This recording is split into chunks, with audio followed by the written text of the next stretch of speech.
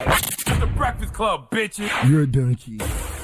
Yes, Donkey today for Wednesday, September 26th goes to the administration at a school in Port St. Lucie named Westgate School. They go from grades kindergarten to 8th. If you never heard of Port St. Lucie, just know that it's a town in the great state of Florida.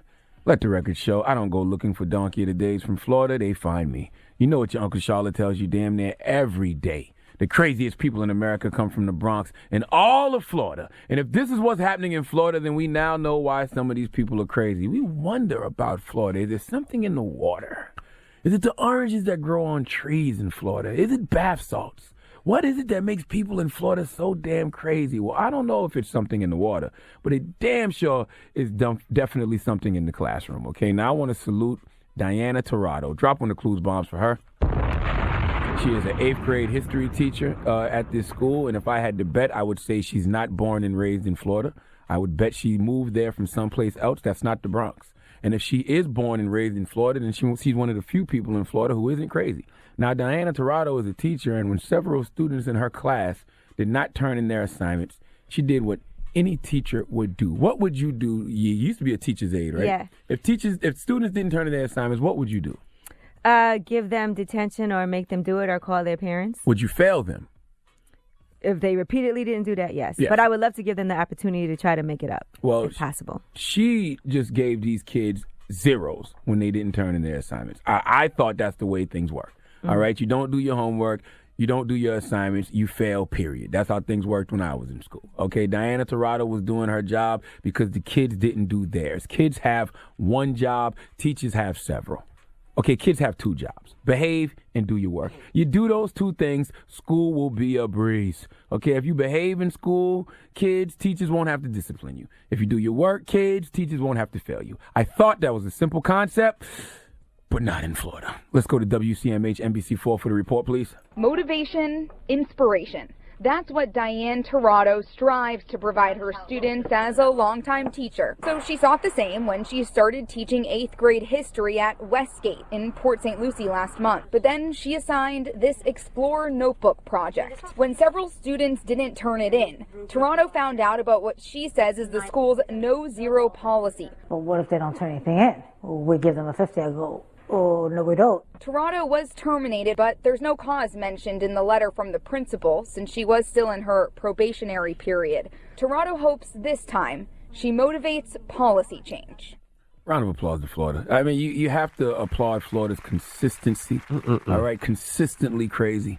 Only in Florida would a teacher get fired for failing students because the students didn't turn their assignments in. Let me tell you something, Diana Tirado. You are absolutely correct. All right, we have a nation of kids that are expecting to get paid and live their life just for showing up, and that's not how reality works. Okay, you do nothing, you get nothing. All right, in what world do you do nothing and get half? There should be no such thing as a no-zero policy. Just like I don't think you should have participation trophies. All right, you shouldn't get awarded or rewarded for what you're supposed to do. All right, showing up is the bare minimum. All right, no, okay, you compete. We are creating a virtual world, a simulation that's just not reality. In the real world, what you put out, you get back. You hunt what you kill. Nobody is giving you anything for just showing up. So why are we doing this to these kids in Florida? Okay, why aren't we letting kids in Florida try and fail or try and win so they can learn how to deal with both? I feel like I'm great because early on I understood the concept of wins and losses. And eventually those losses, those L's, turn to learning experiences. So for me,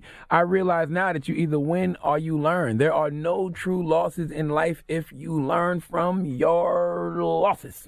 All right, these kids in Florida who are benefiting from the no-zero policy aren't learning a damn thing. They're not learning nothing in the classroom, and they damn sure not learning no life lessons. Look, I would love if this no-zero policy continued in Florida because as long as the school is just giving kids grades for showing up, I'll never run out of donkeys. All right? Florida's crazy is good for my business, but I want what's best for society. And rewarding kids for doing absolutely nothing is not helping society. It's hurting it.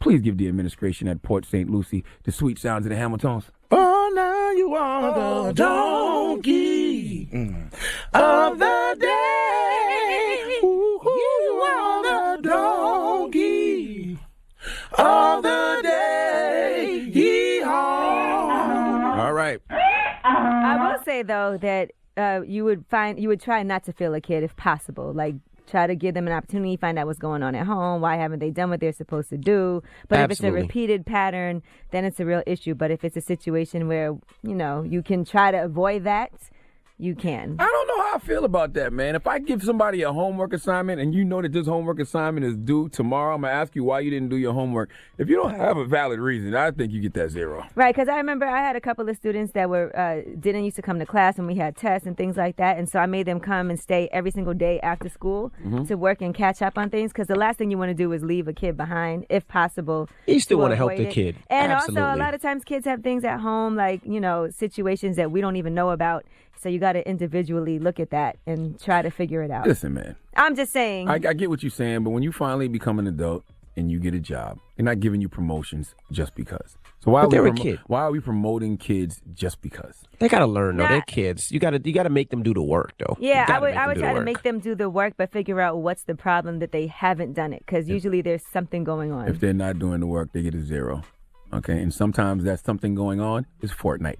Charlamagne the God here, and today's Donkey of the Day is brought to you by the law office of Michael S. Lamonsoff. Don't be a donkey and call my friend Michael if you've been hurt in a construction accident. 212-962-1020. That's 212-962-1020. Don't be a donkey.